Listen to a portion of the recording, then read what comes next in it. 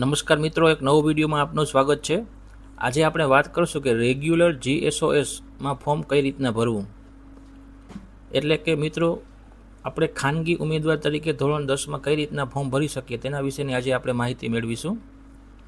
ભરતા પહેલાં આપણે એમાં શું ડોક્યુમેન્ટ જોશે તેના વિશેની વાત કરી લઈએ। એક તમારે પાસપોર્ટ સાઇઝનો ફોટો જોશે, સિગ્નેચર જોશે, પછી તમારે LC જોશે અથવા તો બર્થ સર્ટિફિકેટ અથવા તો એફિડેવિટ ઓફ એજ પ્રૂફ એ તમારે અહીં અપલોડ કરવાનું છે। જો તમારી પાસે LC ડુપ્લિકેટ હોય, ઓરિજિનલ ન હોય તો તમારે સેલ્ફ ડિક્લેરેશન ફોર્મ અહીં અપલોડ કરવાનું છે અને એક એડ્રેસ પ્રૂફ અપલોડ કરવાનું છે। તો એટલા ડોક્યુમેન્ટ જોશે। સૌથી પહેલાં તમારે રેગ્યુલર GSOS ઉપર ક્લિક કરવાનું, એટલે આવી રીતના તમારે પેજ ઓપન થશે। સૌથી પહેલાં તમારે તેમાં સ્ટુડન્ટનું નામ, પિતાનું નામ અને સરનેમ અહીં લખવાની છે। પછી તમારે અહીં GR નંબર લખવાનો છે। પછી અહીં મેલ કે ફિમેલ જે હોય તે સિલેક્ટ કરવાનું છે। પછી તમારે અહીં કાસ્ટ સિલેક્ટ કરવાની છે કે SC, ST, OBC કે જનરલ જે હોય તે। અહીં તમારે જન્મ તારીખ સિલેક્ટ કરવાની છે। પછી જોઈનિંગ ડેટ ઇન સ્કૂલ, એટલે કે તમારા અહીં સ્કૂલમાં જે દાખલ તારીખ તમારે LCમાં જે લખેલો હોય તે એન્ટર કરવાની છે। અહીં તમારે મીડિયમ સિલેક્ટ કરવાનું છે।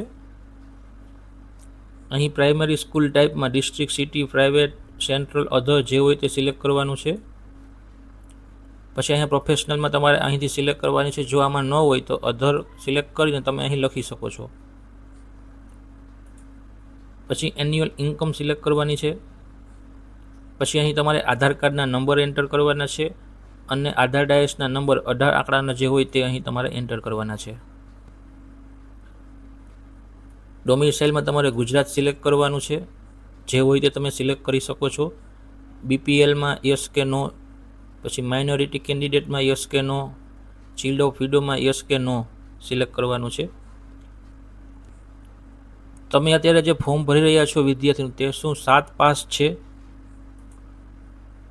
તો તમારે પહેલાં અહીં નો અને 7 પાસમાં યસ કરવાનું છે। પછી નીચે કોન્ટેક્ટ ઇન્ફોર્મેશનમાં તમારે અહીં એડ્રેસ લખવાનું છે। પછી અહીંથી જિલ્લો સિલેક્ટ કરવાનો છે, અહીંથી તાલુકો સિલેક્ટ કરવાનો છે અને અહીંથી ગામનું નામ સિલેક્ટ કરવાનું છે। પછી તમારે અહીં પિનકોડ નંબર એન્ટર કરવાનો છે।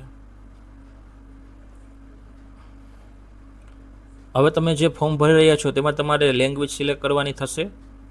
ગુજરાતી ઓટોમેટિક આવશે, પછી ઇંગ્લિશ સેકન્ડ લેંગ્વેજ પણ ઓટોમેટિક આવશે। બીજી જે સેકન્ડ લેંગ્વેજ છે તે તમારે અહીંથી સિલેક્ટ કરવાની છે। દાખલા તરીકે હું સંસ્કૃત સિલેક્ટ કરું છું।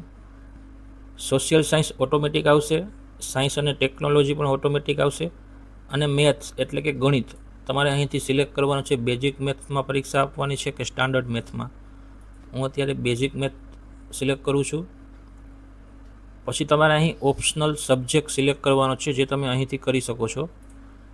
એ સિલેક્ટ થઈ જાય કે તમારે આ 2 ડોક્યુમેન્ટ અપલોડ કરવાના છે। LC અપલોડ કરવાનું છે, જો LC ન હોય તો બર્થ સર્ટિફિકેટ, જો બર્થ સર્ટિફિકેટ ન હોય તો એફિડેવિટ ઓફ એજ પ્રૂફ અહીં અપલોડ કરવાનું છે। જો તમે LC અપલોડ કરો છો અને જો LC ડુપ્લિકેટ છે તો એક સેલ્ફ ડિક્લેરેશન ફોર્મ એ તમારે અહીં અપલોડ કરવાનું છે। જો LC ઓરિજિનલ હોય તો અહીં તમારે સેલ્ફ ડિક્લેરેશન ફોર્મ અપલોડ કરવાની જરૂર નથી। પછી અહીં તમારે એડ્રેસ પ્રૂફ અપલોડ કરવાનું છે, જેમાં તમે તમારો આધાર કાર્ડ અપલોડ કરી શકો છો। અહીં તમારો ફોટો ને અહીં તમારા સિગ્નેચર અપલોડ કરવાના છે। પછી તમારે અહીંથી સબમિટ આપશો એટલે તમારું આ ખાનગી ઉમેદવારનું ફોર્મ ભરાઈ જશે। તો મિત્રો, આ હતો આજનો વિડીયો। તમને વિડીયો કેવો લાગ્યો? વિડીયોને લાઇક કરજો, શેર કરજો અને મારા ચેનલને સબસ્ક્રાઈબ કરજો અને તમારા બીજા મિત્રોને પણ મોકલજો। આભાર મિત્રો।